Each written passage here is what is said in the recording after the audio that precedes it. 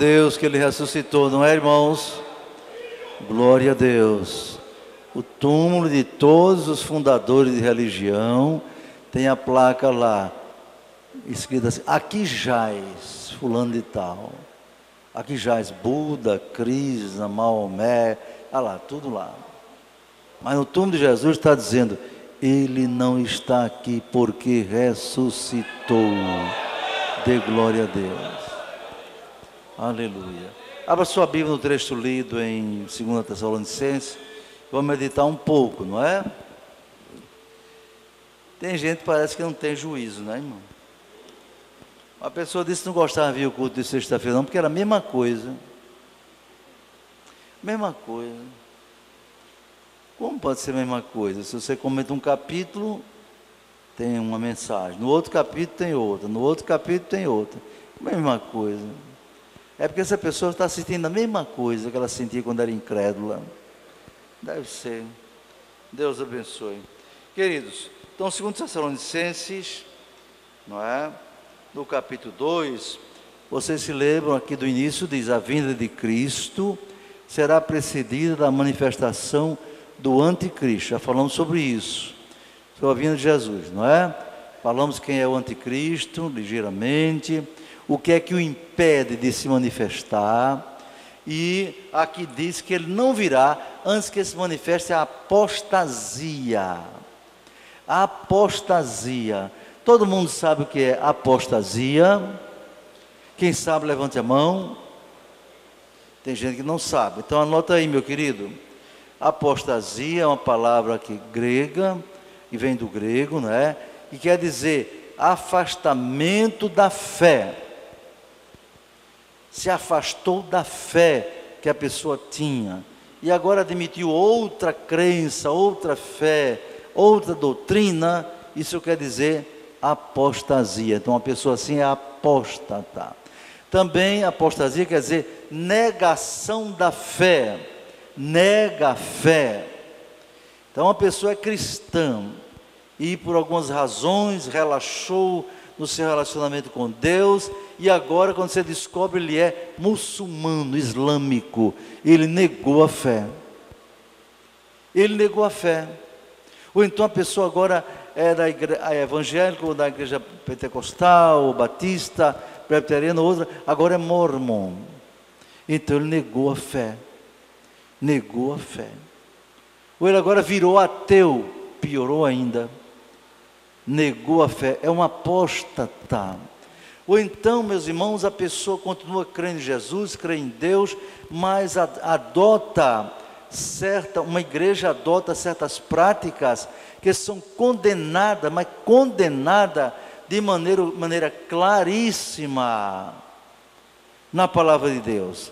Coloquei também no Facebook. Eu uso as redes sociais para mandar mensagem, posts, não é? Combatendo iniquidade, criticando essas coisas. Então, que coisa terrível. Anteontem mandaram para mim o seguinte título da mensagem: Igreja Presbiteriana dos Estados Unidos em assembleia faz orações a Alá.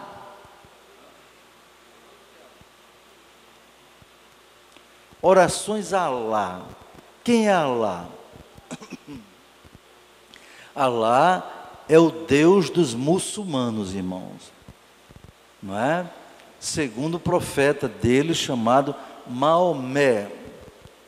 No ano 400 e poucos da era cristã, surgiu lá no Oriente Médio essa religião terrível, não é? Então o profeta Maomé corou tanto tempo assim, o anjo Gabriel apareceu a ele e disse que ele ia ser o mensageiro, o último mensageiro de Deus, mensageiro Alá. E ele creu naquilo e passou essa doutrina, e ele escreveu muita coisa que, segundo ele, recebeu do anjo Gabriel. Muitas coisas estranhas, com o qual ele escreveu um livro chamado Alcorão. Eu tenho este livro, e de quase todo tipo de religião, eu tenho seus livros para poder estudar e mostrar, de acordo com a Bíblia, aquilo que confronta com a fé em Deus. Então Maomé criou essa religião terrível, terrível mesmo. Para vocês terem uma ideia, como é que uma igreja que diz cristã ora a Alá?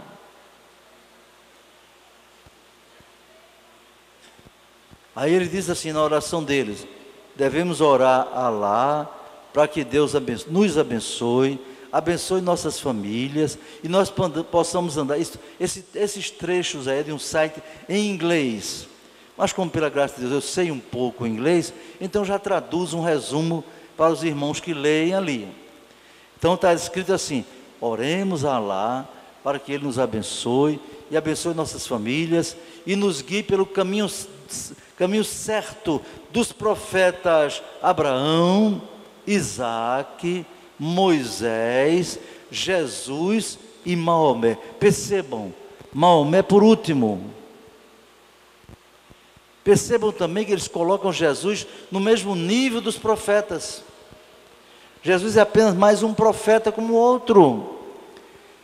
O muçulmano não aceita que Jesus é o Filho de Deus de jeito nenhum.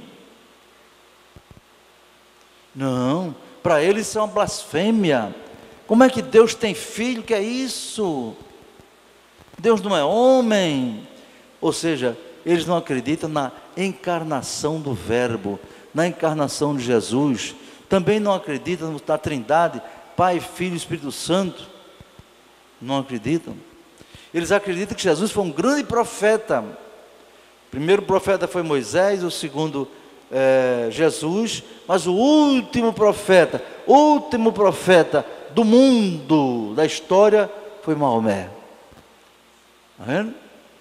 Aí por isso que eles têm uma oração deles, um brado de guerra que diz: Alá, só Alá é Deus e Maomé o seu profeta. Acabou. Houve profeta antes de Maomé, mas depois de Maomé não pode haver mais nenhum profeta, dizem eles. Tá? E a religião deles é terrível. Por exemplo, Maomé, o líder daquela religião, casou com uma menina, sabe de quantos anos? Quem sabe aí? 6 anos. O profeta casou com uma menina de 6 anos. É terrível, não é um negócio desse? Mas respeitou o corpo dela, fez sexo com ela, mas sem penetração, até quando ela completou 9 anos. Com 9 anos, ele teve relações com a criança. A sua esposa, Aisha, se tornou a preferida. Depois teve outras mulheres, porque na revelação que ele recebeu, um homem pode ter 4 mulheres, até 4 mulheres, desde que possa cuidar delas. Então, uma doutrina dessa, irmão, estranha. Outra coisa, o objetivo deles é dominar o mundo. E sabe quem as pessoas que eles mais querem destruir? Os cristãos. Cristãos e judeus estão listados para serem exterminados, se não quiserem se converter. Está entendendo, irmãos? Então, uma igreja que admite, uma religião que admite um homem de 40 anos, e agora mesmo morreu uma criança de 8 anos, que foi forçada a se casar com um homem de 40 anos. Na noite das núpcias, ele estuprou a criança, e a criança teve uma hemorragia tão grande que faleceu. Mas o mundo não está vendo isso não. A ONU não vê isso, ninguém está vendo isso. Entende? Como é que uma igreja então, presbiteriana, que se diz cristã, faz orações a Alá? Aí eles dizem que o Deus Alá é o mesmo Deus nosso. Não, senhor. De maneira nenhuma. Na doutrina islâmica, a ordem é: você encontra um infiel, ofereça fé a ele. Se ele não aceitar, mate. E quem matar infiéis, vai direto para o 7º céu. Direto para o paraíso. Naquele paraíso, cada homem vai ter 42 virgens à sua disposição?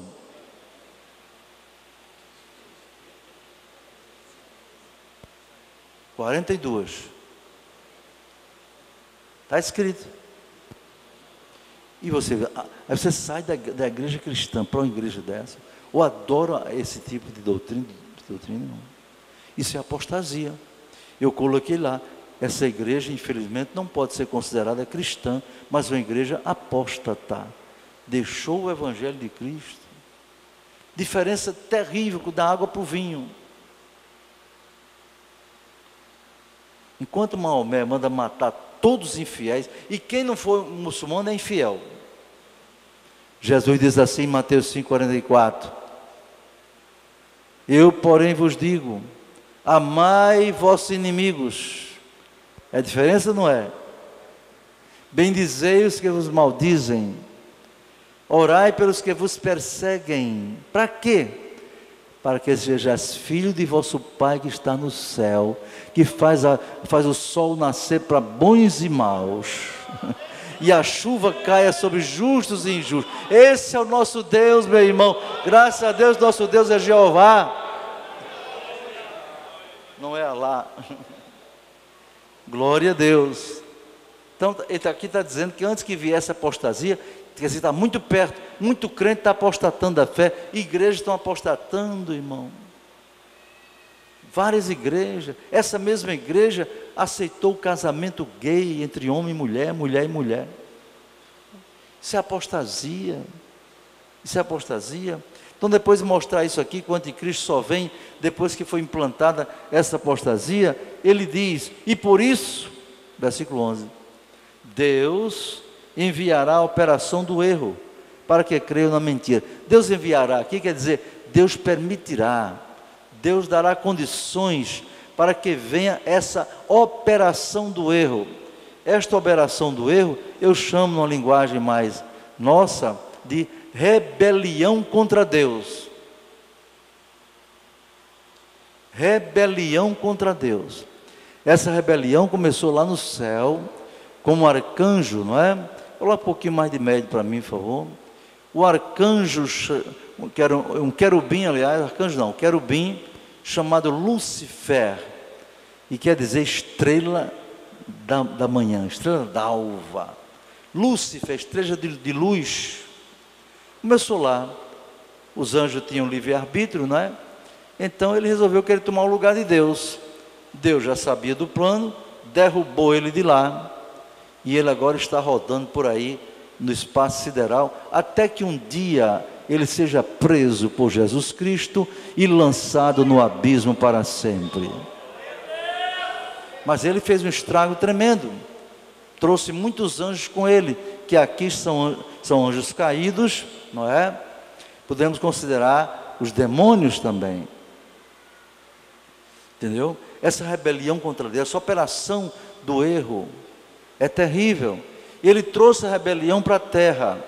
Então, quando Deus criou Adão e Eva, e ele ouviu Deus dizer: façamos o homem a nossa imagem, conforme a nossa semelhança. Ele então disse: ah, não, eu queria ser a semelhança de Deus, ele não permitiu. Pois Deus vai ver agora, eu vou atacar o homem, vou atacar a mulher que ele criou, vou derrubar. E assim fez, levou o fruto da árvore proibida, não é? Para a mulher caiu, passou para o seu marido, e o marido caiu também. Aí João diz: por um homem entrou o pecado no mundo, e por ele a morte, e a morte passou a todos os homens. Essa rebelião continua, irmão.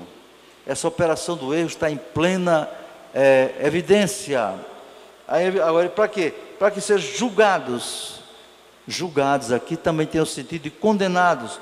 Todos os que não creram na verdade, mas antes tiveram prazer na iniquidade.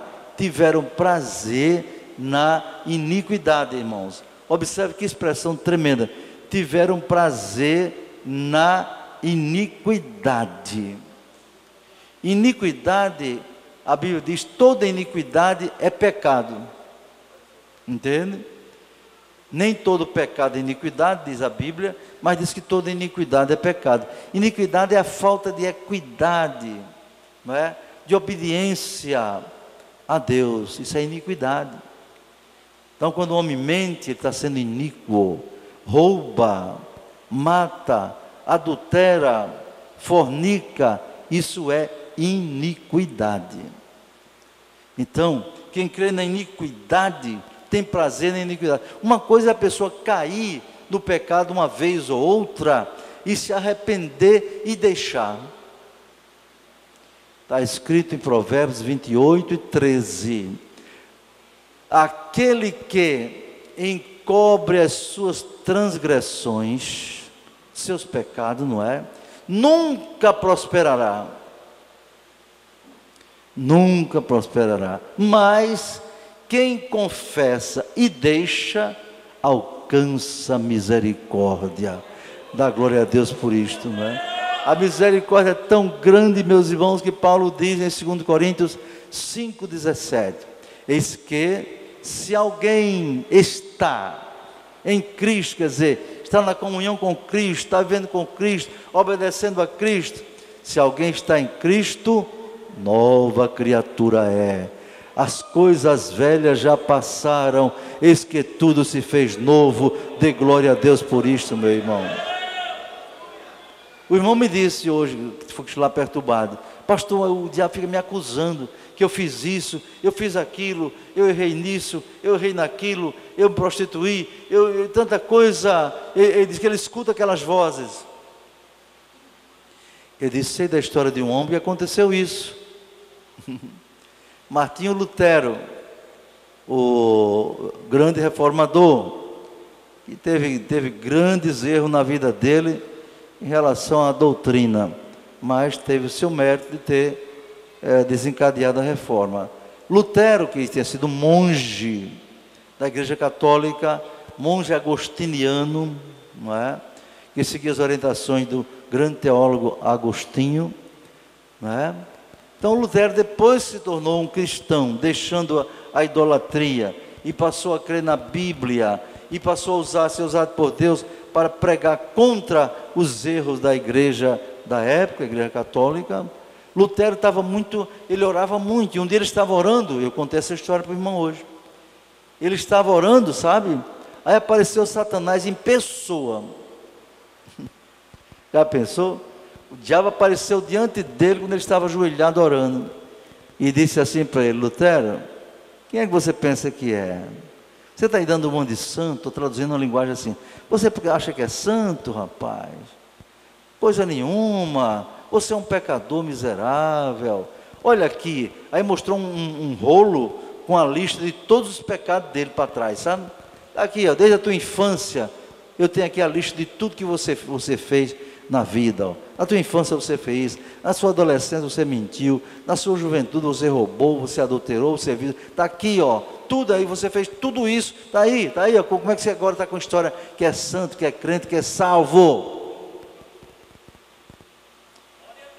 A biografia de Lutero diz que ele ficou perturbado mesmo, porque olhou aquela lista negra, veio tudo na mente dele, tudo voltando. Meu Deus, quanta coisa que eu nem me lembrava. Aí ele clamou a Jesus. Aí Jesus soprou no ouvido dele: diga para Satanás que tudo isso que ele escreveu aí é verdade. Agora diga a ele que escreva aí embaixo: mas o sangue de Jesus Cristo, seu Filho, nos purifica de todo pecado. Aí Lutero fez direitinho: Satanás, tudo isso aí é verdade. Mas você não escreveu uma coisa, escreva aí embaixo, de tudinho: o sangue de Jesus Cristo nos purifica de todo pecado. E sai aqui em nome de Jesus. O diabo caiu fora, enrolou o rolozinho dele e foi embora. Eu contei essa história para aquele irmão. Quando ele vier lhe acusado, irmão, diga assim: é verdade, só que agora eu estou lavado e remido no sangue de Jesus. Essa é a grande vantagem, né? Glória a Deus. Então, Então tem pessoas que amam a iniquidade, gostam do pecado, mas gostam mesmo, irmão, adoram o pecado, coisa terrível.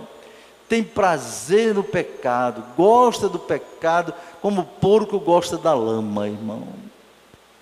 Isso é terrível, não é? Então essa operação do erro traz isso, viu? É as pessoas que têm prazer, faz parte dessa operação, prazer na iniquidade. Vamos dar uma olhadinha mais um versículo? 1 João, Evangelho de João 2, desculpe, para você ver o que é o prazer na iniquidade. 2 Pedro 2, 20 a 22. 2 Pedro 2, 20 a 22. Você vai ver o que acaba lá, que é o homem e a mulher. O homem e a mulher que tem prazer no pecado, prazer na iniquidade, adora. Uma irmã, um casal, eu fiz até o casamento deles lá em Natal, em Candelária. Se casaram, depois vieram morar aqui em Parnamirim. E um dia, aquele irmão me procurou no gabinete e disse: pastor Arnaldo, olha pastor, uma notícia muito ruim. Minha esposa me deixou, me abandonou. Foi mesmo, rapaz? Foi que houve? Não, ela disse que não dá para viver, não dá para viver nesse negócio de crente, não. Negócio de igreja não dá, não. Ela quer ser livre. Ela quer ser livre. Ela disse que agora vai voltar para o mundo, porque lá ela vai dançar forró, vai para as baladas, ela vai beber, vai sair com as amigas e não está mais debaixo do jugo da igreja. Escute bem, porque essa mulher tem prazer na iniquidade, prazer nas coisas do mundo. O prazer dela é isso, é balada, é forró, é funk, essas coisas, é motel, é prostituição. Tem prazer. Agora veja o realismo da palavra de Deus. 2 Pedro, capítulo 2. Glória a Deus. Quem já achou, diga amém. 2 Pedro, capítulo 2, vamos ler. Quando eu disser 2, vocês começam, tá? 2:20, viu? 2:20 até 22. Então lá vai. Quem está com a Bíblia aí? Ei menina, cadê a tua Bíblia? Abra a Bíblia aí, todo mundo com a Bíblia aberta. Essa menina aí, abra a Bíblia. 2 Pedro, capítulo 2, versículo 20, minha filha. Abra aí, que Deus vai falar para nós agora. Quem está com a Bíblia fechada, abra. Viu? Quando eu oro, eu falo com Deus. Quando eu abro a Bíblia, Deus fala comigo. Amém? Vamos lá. 2 Pedro 2:20. Quando eu disser 2, todo mundo começa. 1, 2. Porquanto, se depois de ter escapado das corrupções do mundo, pelo conhecimento do Senhor e Salvador Jesus Cristo, forem outra vez envolvidos nelas e vencidos, tornou-se-lhes o último estado pior do que o primeiro. 21. Porque melhor lhes fora não conhecerem o caminho da justiça, do que, conhecendo, desviarem-se do santo mandamento que lhes fora dado. 22. Deste modo sobreveio-lhes o que por um verdadeiro provérbio se diz: o cão voltou ao seu próprio vômito, e a porca lavada ao espojadouro de lama. Eita, coisa nojenta, não é, irmão? Coisa terrível. O cão voltar ao próprio vômito. O cão vomitou, aí está com fome, vai comer de novo aquilo que botou para fora. Oh, coisa ruim, né? Dá até ruim de falar. E a porca estava lá, aí foi lavada, tomou o banho com a mangueira, o dono deu, mas ela não se acostuma com água limpa, ela não se acostuma com limpeza. Não, eu quero a lama, e volta para a lama. É assim que Deus compara o crente que tem prazer, se desvia e tem prazer na iniquidade. Prazer na iniquidade. É gostar do pecado. Não é só uma fraqueza. Fraqueza, a pessoa caiu, oh meu Deus. Às vezes a pessoa cai por uma fraqueza, depois se arrepende, não quer mais nem ver aquilo. Não quer nem mais ver aquilo. O arrependimento é tal que não, nem quer pensar mais. Mas tem gente que não, como aquela mulher. Eu quero voltar, eu quero ir para o forró, eu quero ir para a bebida, eu quero ir para um motel, eu quero ir para todo lugar, quero ficar na igreja, não. Agora mesmo lá, numa igrejinha no interior, o dirigente me disse que a dirigente do conjunto das crianças chegou para ele, mas chegou, pastor, eu quero dizer ao senhor que eu não vou mais ser crente, não. Aí o pastor, mas minha filha, que é isso? É, pastor, mas com uma cara bem tranquila. Me diga uma coisa, a senhora não está arrependida não de querer ir? Não, pastor, eu quero voltar para o mundo. Agora mesmo, há 15 dias eu soube disso. Eu quero voltar para o mundo. Mas a senhora não está sentindo nada não? Não, eu dei um passeio lá fora, e quer dizer, o senhor que eu adulterei, rindo. Mas a senhora não está arrependida? Não, pastor. Eu gostei até. Eu achei bom. A porca lavada, ela é uma porca lavada que voltou espojadouro de lama. Diante de Deus é uma porca. Foi lavada pelo sangue de Jesus, foi purificada pela palavra de Deus, experimentou a comunhão com Deus, mas o diabo botou no coração que é melhor a lama. Ela voltou para lá. Entendeu? Me lembro de uma história também que eu aprendi faz muito tempo com esse negócio de porco. Disse que uma mulher comprou um porquinho, viu menina? Uma mulher comprou um porquinho, entendeu? Porquinho, e deu banho nele, botou um laço nele, no pescoço do porquinho engraçadinho, branquinho, e andava com ele no braço para lá e para cá. Meu porquinho, coisa linda, as pessoas alisavam o porquinho. Até que um dia ela passou no lugar e tinha uma lama, viu, criança? Menino, o porco pulou dos braços da mulher, da dona, e jogou-se dentro da lama e se lameou todo. Alguém perguntou, por quê? Que a natureza dele não combina com limpeza. A natureza do porco gosta de lama. É de lama. Querido irmão, cuidado para não virar um porco, uma porca lavada. Cuidado para não ser um cão que volta ao seu próprio vômito. Com essas palavras duras, cruas, repugnantes, que Deus configura aquele que tem prazer na iniquidade, como diz aqui o apóstolo, no trecho que nós estamos comentando, não é, irmãos? E por isso que eu gosto do sermão textual, porque eu vou comentando versículo por versículo, e o Espírito Santo vai lembrando outros e lembrando fatos, entende, irmãos? Eu gosto desse tipo de mensagem, porque chega na hora, chega quente, chega do forno na hora assim, sabe? Tem gente que tem comida congelada, aí requenta, né, a mensagem. Não, eu gosto da mensagem quente da hora, viu? Pois é, tem prazer na iniquidade, meus irmãos. E eu vou ficar por aqui, que já está na hora, né? Então vou ficar só por aqui. Pensei que ia terminar esse trecho hoje, não deu. Mas é isso mesmo, eu não estou apressado, não sou corredor, tá certo? Deixa aqui, falamos sobre prazer na iniquidade. Quando for na próximo culto de doutrina, vou falar sobre aquilo que é levado aos homens. Anote aí, viu? Aquilo que é levado aos homens, para Deus é abominação. Você vai ver.